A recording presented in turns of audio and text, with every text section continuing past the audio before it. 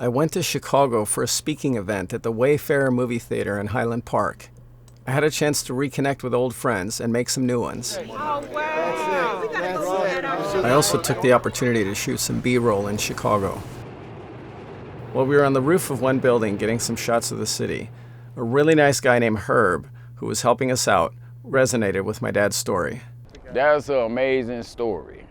And Herb had his own amazing story to share. He grew up right across the street from the building we were on. Wait, Herb, can you tell me that again? Do you mind? You used to do what? We used to go inside the chute. What kind of chute? A garbage chute. And we used to get inside the chute from the 5th floor and slide all the way down.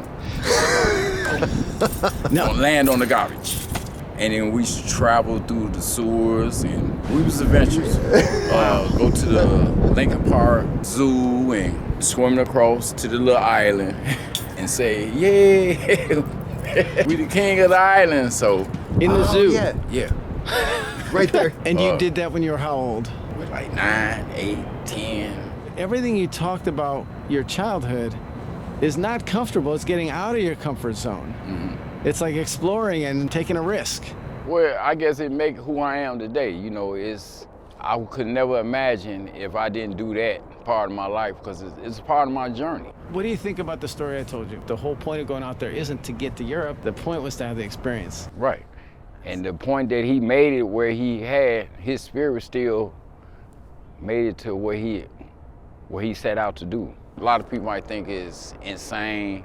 You know, a lot of people not open-minded to life and nature. You know, it just have to get out of that, you know, so. We also visited a machine shop in Chicago, owned and run by Angel and Angela, a wonderful couple who were originally from Bulgaria, and they offered to help us refine the ore mechanism on the miniature. Angel's a master mechanic. I'm worried about mechanical stuff. Yeah, you here take you care can of see the... it a little bit better. Ideally, it's all rock. The Chicago trip was great, and when I got back to California, Bruce and I got into my dad's original boat and cleaned it up. Shot a few tests in there too with a 16mm camera. I'm in the middle of the Atlantic Ocean. And you look out the windows as you're rowing. Bruce is kind of up for anything. I'm super lucky. We're putting on the trailer hitch. This is to pull my dad's actual boat. I just need to get the wrench. Bruce finally had to go back to Scotland for a while. But then the actor Casper Philipson came by, and I got him into my dad's boat to shoot a couple more tests with me.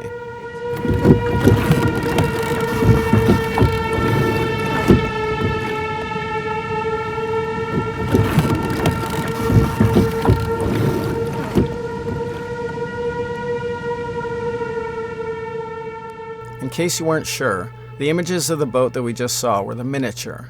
Our cinematographer Dave McRory took us out on his little rubber dinghy so we could see what the boat looked like in heavy seas from close up. Oh my God, Dave, this is so cool. Dave is taking us out, the maiden voyage. Maiden voyage. We've never been able to get to the open ocean without semi-destroying the boat. So I think this is hopefully the kinder, gentler way. We're moving. Oh my God, it's growing. Awesome.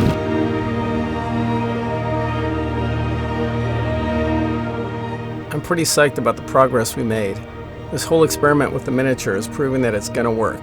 Now we just have to make it more durable. We also realized that this way to get the boat out into the open ocean without passing through a shore break was super helpful. And we thought if we have a couple of jet skis to tow it out, then we could go out from any marina pretty easily. So I called a buddy of mine, my old college roommate, Lindley. Lindley! Get away from the houses, but at least it's a loud street, I guess. Yeah. It's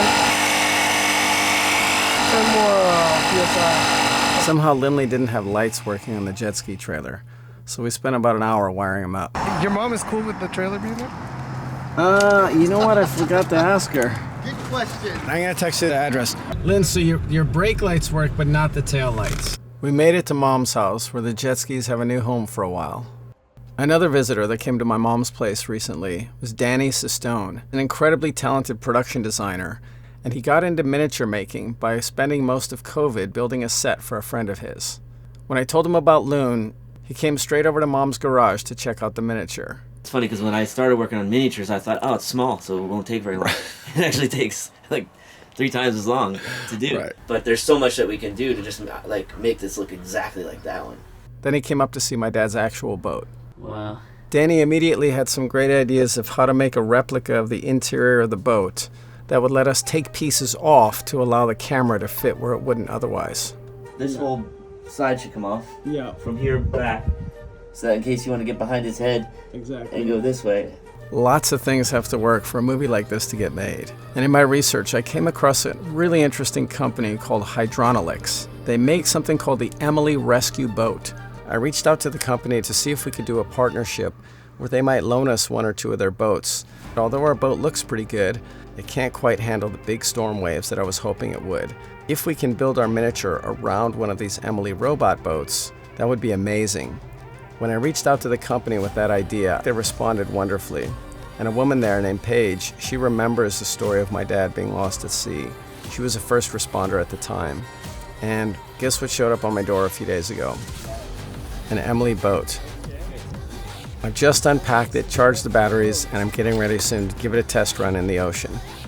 But that's for the next update. Before we've begun official production of Loon, it's become clear that the film is going to be made by a group of talented, hardworking, and loving people. Thank you so much for being part of this journey.